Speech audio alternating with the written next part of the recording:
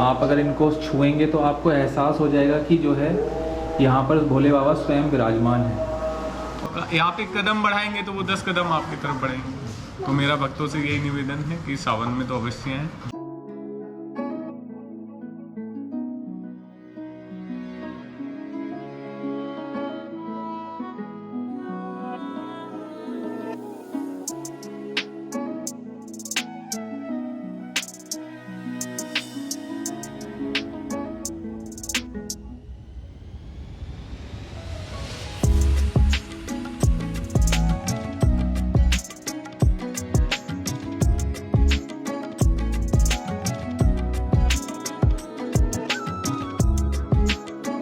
Hey guys, welcome back to my YouTube channel मानसिक यात्रा। और आज मैं आपको लेकर आ गया हूँ एक बहुत ही फेमस और ऐतिहासिक स्थल पर, जिसका नाम है कल्याणेश्वर महादेव मंदिर। ये जो मंदिर है ये पड़ता है कल्याणपुर गांव में, जो कि है हापुड़ जिले के अंदर। और यहाँ की जो मान्यता है, आपने अगर पुराना मेरा व्लॉग में देखा होगा, पूरा महादेव मंदिर का जो इतिहास है, सेम यहाँ का भी वही इतिहास है। वहाँ पर भी बहुत ही बड़ा शिवलिंग है और यहाँ पर भी जो है स्वयं महादेव जो है यहाँ पर विराजमान है शिवलिंग के रूप में। और काफ़ी ही फेमस ये मंदिर है। तो मैं यहाँ से जुड़ी सारी जानकारी आपको आज देने वाला हूँ इस व्लॉग में। तो इस व्लॉग में लास्ट तक बने रहें मेरे साथ, और मैं आपको दर्शन भी कराऊंगा। और ये जो है शिवलिंग है, ये स्वयंभू है, यहाँ पर खुद से ही प्रकट हुए हैं। यहाँ पर जो है मंदिर बना हुआ है, काफी प्राचीन मंदिर है, जिसको रेनोवेट किया गया है अभी। और यहाँ पर काफी भारी संख्या में अब जो है श्रद्धालु आने लगे हैं। पहले इस जगह के बारे में बहुत कम लोगों को पता था, क्योंकि जो पांडव थे उनका भी एक तरह से ये जो है, मतलब पांडवों ने अपने समय पे बहुत सारी जगह बनाई थी खुफिया, जहाँ पर वो रहा करते थे या अज्ञातवास में जो रहा करते थे। तो यहाँ का ये इतिहास भी है यहाँ से जुड़ा हुआ। और यहाँ सुरंग भी है। और यहाँ पर काफ़ी ऊंची जो है हनुमान जी की मूर्ति है, आप मेरे पीछे देख सकते हैं। बहुत बड़ी मूर्ति बनाई गई है यहाँ पे। और आज है संडे, तो हम आए हैं यहाँ पर और जो है आपको मैं दर्शन कराने वाला हूँ। तो चलिए चलते हैं। ये है इसका मेन गेट और बहुत ही शांत वातावरण है यहाँ पर। और काफ़ी मतलब एक तरह से जंगल है, जंगल के अंदर है ये मंदिर, पर बहुत ही शांति है यहाँ पर। तो चलिए, ये घंटा तो बजने का नहीं, बहुत ही ऊंचा लगा हुआ है, तो वहाँ तक हमारा हाथ नहीं जाएगा। कोई बात नहीं।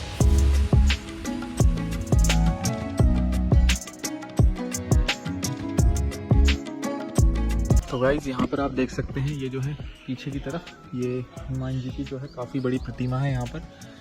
शायद 120 फुट की जो है ये प्रतिमा है हनुमान जी की। आइए मैं पहले आपको यही दिखा देता हूँ। यहाँ पर जो है काफ़ी सारे जो चींटी हैं उनका जो घर है ये। आज इनको बच के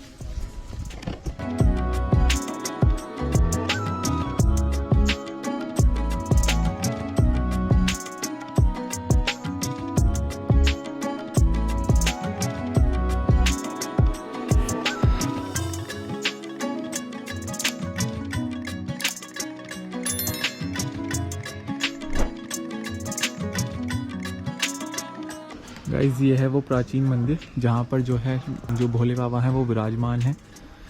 और ये जो मैंने आपको मूर्ति दिखाई थी हनुमान जी की, वो वहाँ पर है सामने। अभी हम जा रहे हैं मंदिर के अंदर। उससे पहले हम भोले बाबा पे जल चढ़ाने के लिए जल ले लेते हैं। यहाँ पर बैठे हुए हैं महाराज जी। तो आइए दर्शन से पहले जान लेते हैं इस मंदिर की विशेषताएं और यहाँ की मान्यताएं। सबसे पहले तो आप लोगों का धन्यवाद प्राप्त है। इस आश्रम में बाबा परशुराम ने तपस्या की थी, तो उनकी तपस्या के आधार पर इस मंदिर को सतयुग के समय से माना जाता है। दूसरा, जैसे कि आप पूरा महादेव में जी, पूरा महादेव में भी वहाँ पे वहाँ पे एक विशेषता है कि वो प्रतिवर्ष बढ़ जाते हैं। हाँ जी, हाँ जी। जिसके कारण उनको पूर्ण महादेव कहा गया है। और पूर्ण को दूसरा हिंदी वर्ड पूरा होता है, तो पूरा महादेव कहा गया है। जी जी जी। ठीक उसी प्रकार से यहाँ पर जो भी भक्त आते हैं श्रद्धा भाव से, उनकी जो भी सात्विक मनोकामना है वो अवश्य पूर्ण होती है। और साथ में भक्त का कल्याण होता है जी। तो उस कल्याण होने की परंपरा के आधार पर यहाँ के महादेव को कल्याणेश्वर महादेव धाम के नाम से बोलते हैं। जो तीसरा हमारा पॉइंट आता है वो ये है कि आपने देखा होगा कि जहाँ भी हम प्रभु महादेव को शिवलिंग के रूप में कुछ भी समर्पित करते हैं, दूध, दही, घी, वो सारा का सारा जल हरि के माध्यम से बाहर एग्जिट हो जाता है। बिल्कुल। परंतु ये यहाँ पर भूमिगत हो जाता है। अच्छा, अंदर ही चला जाता हाँ, भूमिगत हो जाता है। इसका अभिप्राय ये माना जाता है कि महादेव साक्षात उसको स्वीकार कर लेते हैं। जी अब जैसे भूमिगत होता है, जी। इसको मेजरमेंट करने के लिए कुछ साइंटिस्ट लोग आए कि कोई एक्सटर्नल रिसोर्स तो नीचे कुछ कुछ अन्य ऐसा नहीं है कि तो वो कहीं निकल जाता हो, निकल तो जाता। उन्होंने गंगा जी तक भी इसका विश्लेषण किया। जी जी। परंतु उन लोगों को कुछ हाथ नहीं लगा, क्योंकि हमारे साथ जो भी उंगली उठेगी हमारे धर्म पर ही होती है, आप जानते बिल्कुल हैं। बिल्कुल। हाँ जी। तो यही कारण होता है, दूसरे धर्म के लोगों को नहीं लोग चलते हैं, तो उनको ऐसा कुछ नहीं मिला। उनका जो वैज्ञानिक तथ्य थे वो सब फेल हो गए बाकियों के सामने। और जो नेक्स्ट आता है, नेक्स्ट ये आता है कि कोई भी चीज़ है, जी अगर वो जड़ रूप में है तो अगर हम उसको पकड़ेंगे तो वो स्थिर ही रहेगा, मूवमेंट नहीं करेगा। बिल्कुल। लेकिन यहाँ पे महादेव की ये विशेषता है, जब हम इनको पकड़ते हैं तो वो थोड़ा सा मूव करते हैं। अच्छा, आपने देखा भी होगा यहाँ पर। अभी मैं जाऊँगा अभी अंदर। ठीक है। मैं पहले ही आएंगे आप। तो वहाँ पर क्या होता है, जब हम उसको मूव करते हैं, वो मूव होते हैं जब हम उनको टच करते हैं, जी तो डेट में साक्षात महादेव बैठे हैं। जब हम उनको टच करते हैं तो वो फील करते हैं कि किसी ने मुझे टच किया है। जी तो इसका अभिप्राय भी यही है कि साक्षात महादेव यहाँ पर विराजमान है। जी। जैसे अभी आप बैठे हुए हैं, जी। अगर हम आपको पकड़ेंगे, अगर हम साधना में भी हैं जैसे भी, तो हम मूव करेंगे, बिल्कुल करेंगे। ठीक है ना। तो उसी यानी कि चेतन अवस्था में महादेव है। जी तो इस प्रकार की यहाँ विशेषता है। और जो नेक्स्ट विशेषता ये है कि इस क्षेत्र में, ये क्षेत्र कीला हुआ है, जी। तो सांप अगर काट ले, पहली बार तो काटता नहीं है, जी। लेकिन अगर किसी को काट ले तो उसकी मृत्यु नहीं होती है। अच्छा, इस एरिया में अगर सांप काट ले तो कुछ नहीं होगा। हाँ, अच्छा जी। दूर दूर से लोग आते हैं, शिव पुराण में इसका उल्लेख है। अच्छा जी और यहाँ जो भी भक्त आएगा श्रद्धा भाव से, जी उसकी जो भी सात्विक मनोकामना जी अवश्य पूर्ण होती है। और जो व्यक्ति, जो ग्रस्त लोग तो यहाँ पर आकर के कुछ समय सेवा करते हैं, 21 दिन की सेवा लेते हैं, 7 दिन की सेवा लेते हैं, अपनी मर्जी से, अपनी अपनी इच्छा मर्जी से। हाँ से। उन पर सैद बाबा की कृपा बनी है।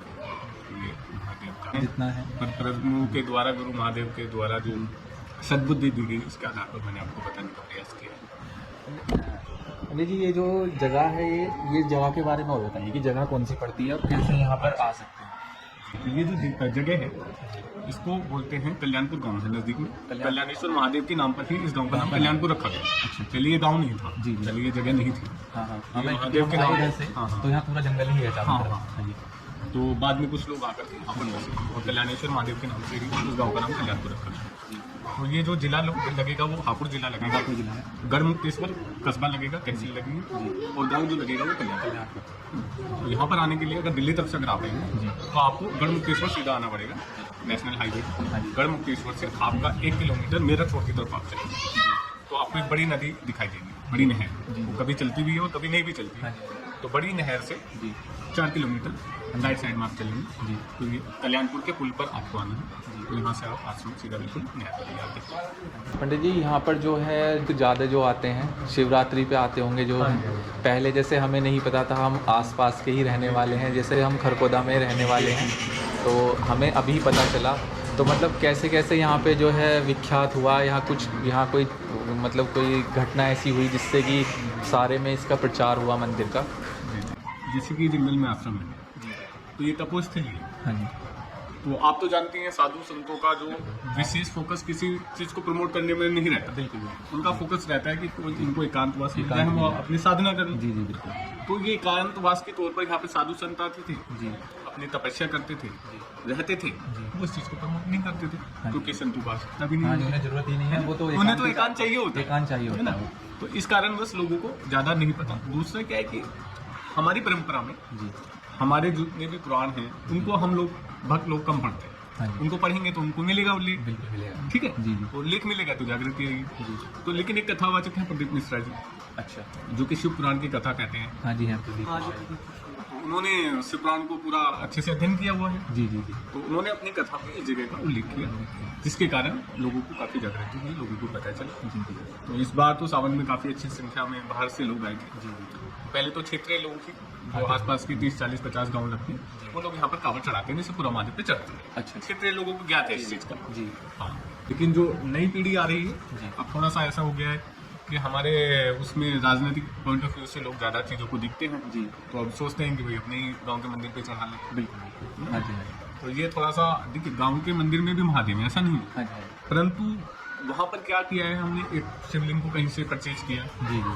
ब्राह्मण के द्वारा प्राण प्रतिष्ठा कराई, और एक साक्षात महादेव यहाँ पर विराजमान है।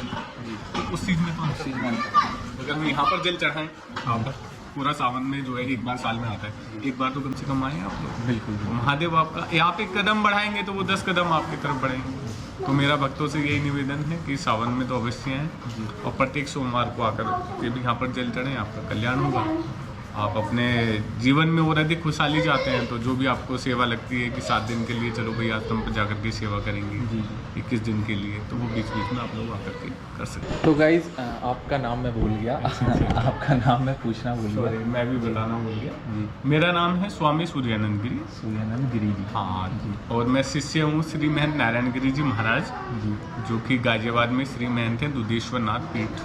तो गाइज अभी आपने सुनी महाराज जो है सूर्यानंद गिरी जी ने जो यहाँ के बारे में हमें सारी चीज़ें बताई। तो ये बहुत ही जो है जैसे पुरा महादेव का आपने ब्लॉग देखा होगा उसी तरह से ये भी बहुत ही प्राचीन मंदिर है और ये कल्याणेश्वर महादेव के नाम से जो है विख्यात है मंदिर, हापुड़ ज़िले के अंदर पड़ता है ये। तो चलिए मैं आपको यहाँ के दर्शन भी करा देता हूँ और यहाँ की और भी जो चीज़ें हैं यहाँ पे आपको सारी दिखाता हूँ। हाँ, एक चीज़ और है इसमें जी। यहाँ पर पांडवों ने भी आकर के तप किया है। अच्छा जी, पांडवों का ज्ञातवास भी रहा। अच्छा, भूल गया आपको? जी जी जी। तो इसीलिए एकांतवास भी माना जाता है, इसलिए इसको इतना प्रमोट भी नहीं हुआ जी। तो ये अपना जो कमरा है जी। इस कमरे में हाँ जी। वो जो गुफा जो लक्षागृह से और जो हस्तिनापुर से कनेक्टिविटी बनी हुई है, हाँ जी हाँ जी हाँ जी, वो इसमें बनी हुई थी। अब तो थोड़ा अच्छा। बंद कर दी हाँ, है, वो तो केवल बंद हो गेट गया। लगा हुआ है। जी जी। तो प्राचीन गुफा भी यहाँ पर। तो गाइस अभी ले लिया है हमने जल भोले बाबा पे चढ़ाने के लिए। थोड़े से हम फूल भी ले लेते हैं, यहीं पर हैं मंदिर में फूल चढ़ाने के लिए भोले बाबा को। यहाँ पर ये काफ़ी सारे फूलों के पेड़ लगे हुए हैं और यहाँ पर हैं ये तुलसी माँ।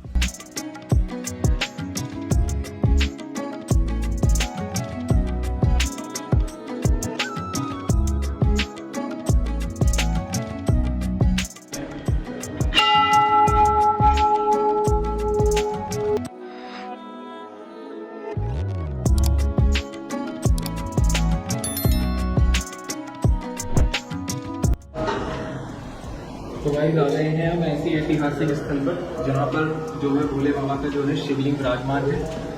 आप देख दर्शन कर सकते हैं। ये है कल्याणेश्वर महादेव शिवलिंग और ये जो है आप अगर इनको छुएंगे तो आपको एहसास हो जाएगा कि जो है यहाँ पर भोले बाबा स्वयं विराजमान है।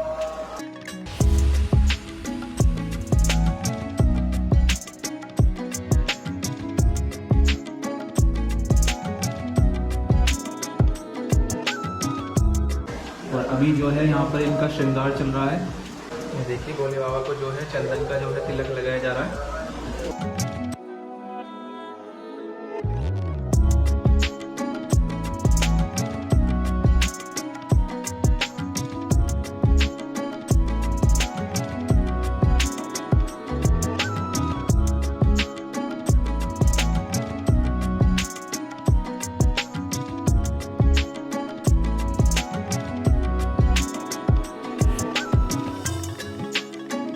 गाइज ये है वो गुफा वाला रास्ता जहाँ से जो है पांडवों के जो है आने का अज्ञातवास का जो रास्ता था, ये रास्ता फिलहाल में बंद कर दिया गया है। और ये है इसका मेन गेट जो रास्ता आने का है। और यहाँ पर एक ही छोटा सा रास्ता है जाने के लिए, अभी हम इधर से ही जाएंगे। ये बहुत छोटा है, इसमें झुक के जाना पड़ता है। ये आप यहाँ से देखिए, ये है सामने आपको जो है भोले बाबा के शिवलिंग के दर्शन हो जाएंगे। ये है इसका मेन गेट। और अब हम जा रहे हैं परिक्रमा के लिए। ये है इसका परिक्रमा मार्ग। मंदिर से बाहर आ गए हैं हम, अब हम करेंगे परिक्रमा मंदिर की। ये यहाँ पर जो है गणेश भगवान है। काफ़ी सारे जो लोग हैं उन्होंने अपने नाम लिखे हुए हैं, पता नहीं किस लिए लिखे हुए हैं यहाँ मंदिर के ऊपर। ये संकट मोचन हनुमान जी हैं यहाँ पर और उधर की तरफ हैं गणेश भगवान और ये है मंदिर बीच में। ये परिक्रमा मार्ग है और परिक्रमा मार्ग से ही आप जो है हनुमान जी के भी दर्शन कर सकते हैं यहाँ पर। वो मैं आपको पहले ही करा चुका हूँ। तो हमने जो है परिक्रमा कर ली है मंदिर की और हम निकल गए हैं बाहर। ये है मंदिर और ये इसका मेन गेट है और यहाँ पर सीसीटीवी कैमरा भी लगा हुआ है एक। और अब हम जा रहे हैं मंदिर से, मंदिर के बराबर में ही एक रास्ता, दूसरा एक मंदिर है वहाँ पर। ये देखिए, ये पीछे खाली जगह पड़ी हुई है। मंदिर परिसर है, आप देख सकते हैं, काफ़ी शांत माहौल है यहाँ पर। और अभी जो है थोड़े से श्रद्धालु आए थे, वो चले गए हैं। अभी फ़िलहाल हम हैं यहाँ पर और भोले बाबा हैं।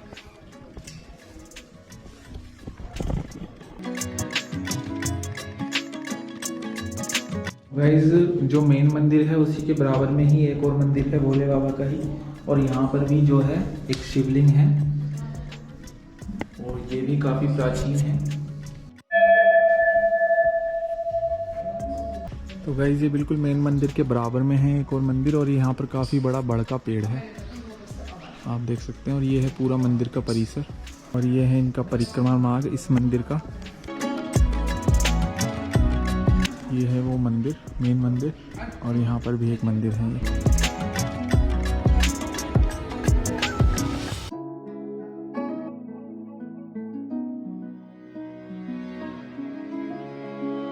तो गाइस, भोले बाबा के जो है दर्शन करने के बाद और भोले बाबा को जल अर्पित करने के बाद उनके मंदिर के बिल्कुल सामने ही है नंदी महाराज का मंदिर। हम वहाँ जा रहे हैं। ये देखिए, सामने है मंदिर और ये है बिल्कुल सामने नंदी महाराज।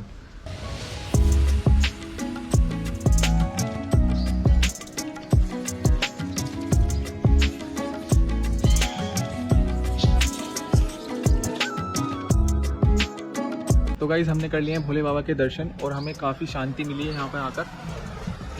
और काफ़ी जो है प्राचीन और ऐतिहासिक मंदिर है ये। सोमवार के दिन यहाँ पर जो है काफ़ी सारे श्रद्धालु आते हैं और काफ़ी मान्यता है इस मंदिर की। तो आप एक बार यहाँ पर ज़रूर आएँ और दर्शन करें भोले बाबा के, आपकी सारी मनोकामनाएं यहाँ आकर पूर्ण होंगी। तो गाइस, मैं यहाँ का एड्रेस भी आपको बता देता हूँ। अगर आप यहाँ पर आना चाहते हैं तो आपको आना पड़ेगा, अगर दिल्ली से आप आ रहे हैं तो आपको आना पड़ेगा गढ़मुक्तेश्वर, और वहाँ से जो है सीधा ये कल्याणपुर गांव के अंदर के लिए रास्ता जा रहा है। 4 किलोमीटर की दूरी पर है। कल्याणपुर पुल के ऊपर आपको आना पड़ेगा, वहाँ से ये मंदिर आपको दिख जाएगा। इसके बराबर में आप देख सकते हैं यहाँ पर एक बिजली घर भी है, उसके बिल्कुल जस्ट बराबर में ही ये मंदिर है। तो गाइज़, कैसा लगा आपको ये ब्लॉग? अगर आपको ये ब्लॉग अच्छा लगा, लाइक करें, शेयर करें और सब्सक्राइब करें हमारे चैनल को। और ऐसी ही और धार्मिक स्थलों से जुड़ी हुई वीडियो के लिए मिलते हैं जल्द ही आपसे नेक्स्ट ब्लॉग में। तब तक के लिए धन्यवाद।